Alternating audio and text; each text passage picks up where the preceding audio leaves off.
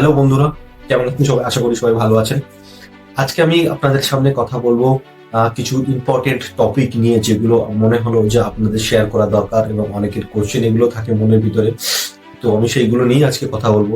আজকে মূলত কথা বলছি সেফেস্ট ফান্ড কি আছে। অনেকে একটু নিরাপত্তা, একটু সেফ জোন, একটু কমফোর্ট জোন চায়, যে মিউচুয়াল ফান্ডে আমরা যাবো, ইনভেস্ট করবো, কিন্তু ততটা আমাদের রিস্ক থাকবে না।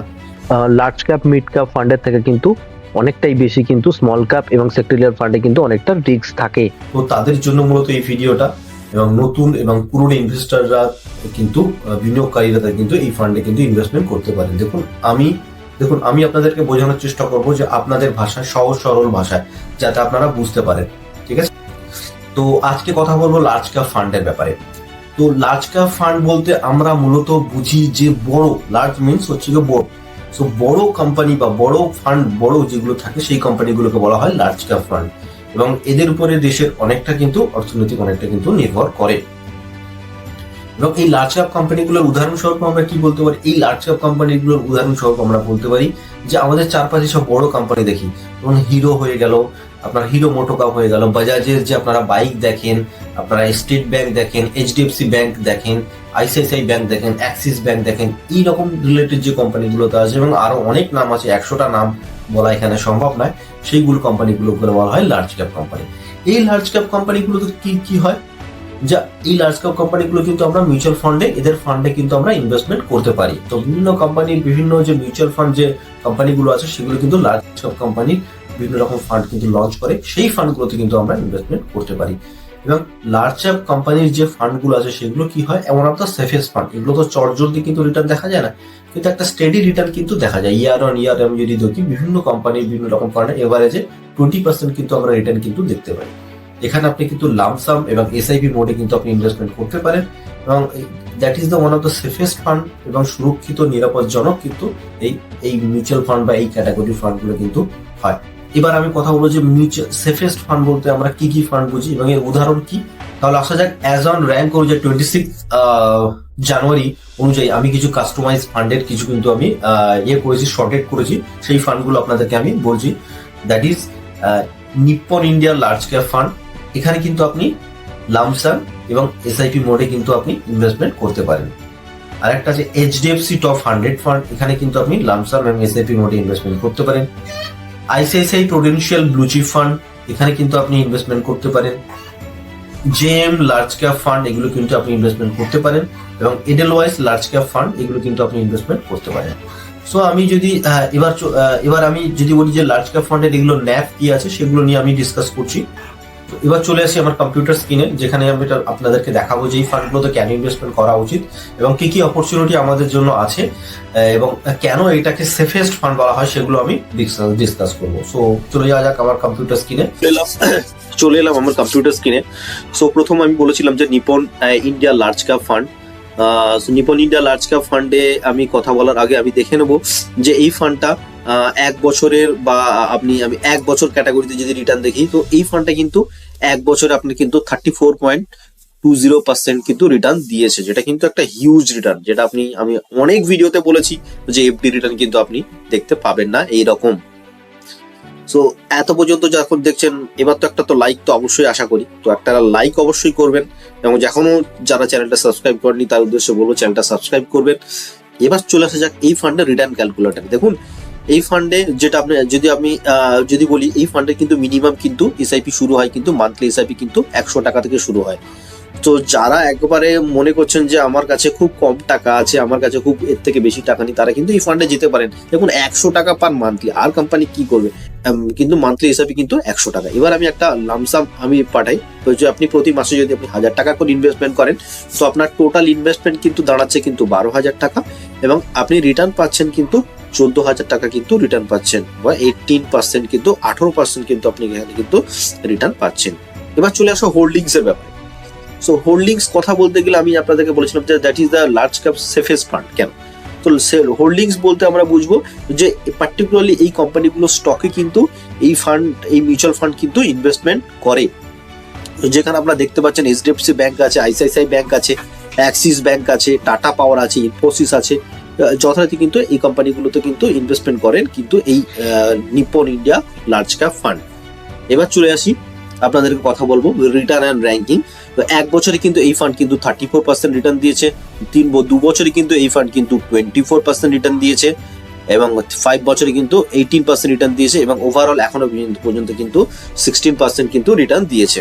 এবার চলে আসি মোস্ট একটা প্রশ্ন থাকে অনেকের, যে আমরা ধরুন হঠাৎ করে আমার টাকা দরকার হলো, আমি টাকা তুলে নিলে আমার কাছ থেকে কত টাকা কাটবে, বা আমার কি এই ফান্ডটা চালাতে কি খরচ আছে, কি চার্জেস আছে, সেইগুলো নিয়ে। সো আমি যদি কথা বলি যে এগুলোকে ইংরেজিতে এগুলোকে বলা হয় যে আমাদের মিউচুয়াল ফান্ডের ভাষায় বলা হয় expense ratio and exit load. Expense ratio means একটা ফান্ড চালাতে যে চার্জ, যে আপনাদের ভাষায় যে খরচ, সেটা হচ্ছে গিয়ে 0.81% কিন্তু এই ফান্ডের কিন্তু চার্জ আছে। এবার বলি যে এক্সিট লোড। এক্সিট মিনস কি, আপনি টাকা তুলে নিলেন তার জন্য কত কাটবে। আপনি যদি 1 মাসের ভিতরে আপনি যদি তোলেন, তাহলে আপনার যা ফান্ড জমবে, আপনার ধরুন আপনি 1 লাখ টাকা দিলেন, আপনার ফান্ডটা কি দাঁড়ালো 1,10,000 ফর অ্যান এক্সাম্পল, তাহলে কিন্তু আপনার এখান থেকে কিন্তু 1% কিন্তু চার্জ কাটবে, এবং 7 দিনের ভিতরে যদি আপনি তোলেন, তাহলে কিন্তু এই 1,10,000 কিন্তু আপনার 1% কিন্তু চার্জ কাটবে, এবং 7 দিনের ভিতরে যদি কিন্তু তোলেন, তাহলে কিন্তু এই চার্জটা কাটবে। 7 দিনের পরে কিন্তু তার কোনো চার্জ নেই। এবার চলে এলাম নেক্সট ফান্ডে। আমি বলেছিলাম HDFC top 100 fund direct growth plan option.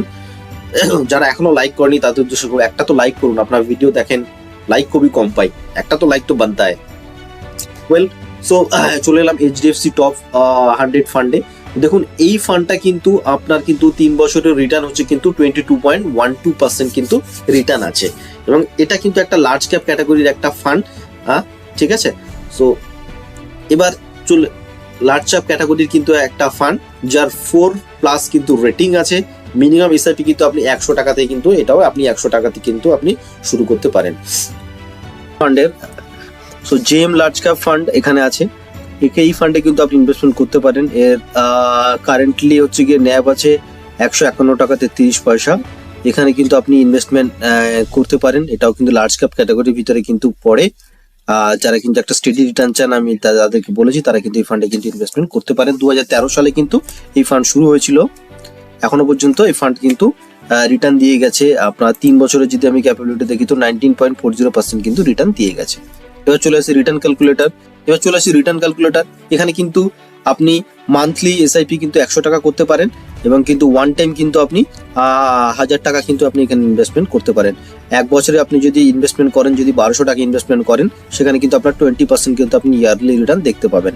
Holding as per large cap category যেগুলো পড়ে, সেম কোম্পানি থাকে, শুধু মানে অ্যাসেট যেটা থাকে কোয়ান্টিটিতে, যেটা আপনি দেখতে পাচ্ছেন অ্যাসেট, সেটার একটু পার্সেন্টেজটা একটু কম বেশি হয়। মোটামুটি হোল্ডিংস প্রায় হচ্ছে গিয়ে আপনার সেমই থাকে।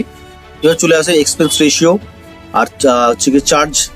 আপনি যদি 30 দিনের ভিতরে যদি এই ফান্ড থেকে টাকা তোলেন, সেক্ষেত্রে কিন্তু আপনার 1% চার্জ লাগবে, এবং এর এক্সপেন্স রেশিও হচ্ছে গিয়ে 1.75%। সো আপনারা চাইলে কিন্তু এই মিউচুয়াল ফান্ডে কিন্তু আপনি যেতে পারেন। চলে এলাম নেক্সট ফান্ডে। As per return, এডেলওয়াইজ large cap fund. এখানে কিন্তু আপনি 3 বছরের কিন্তু বেঞ্চমার্কে আপনি কিন্তু 18.07% কিন্তু আপনি একটা স্টেডি রিটার্ন কিন্তু আপনি দেখতে পাবেন।